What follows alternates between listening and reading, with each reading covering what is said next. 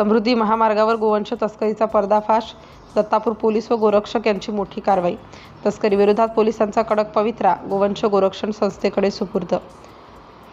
समृद्धी express हायवेवर अवैधरित्या होत असलेल्या गोवंश तस्करी विरोधात दत्तपूर पोलिसांनी 18 एप्रिल शनिवार रोजी रात्री 1:30 वाजता धडक कारवाई करत मोठे यश मिळवले आहे।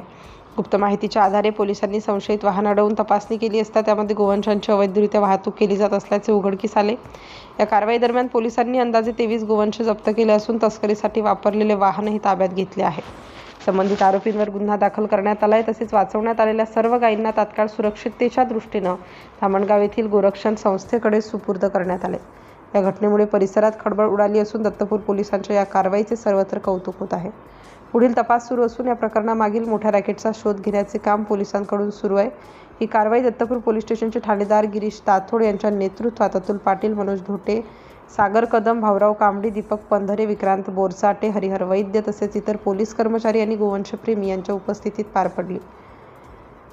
सिटी इंडिया न्यूजसाठी प्रतिनिधी अनिल एन शर्मा, अमरावती जिल्हा प्रतिनिधी।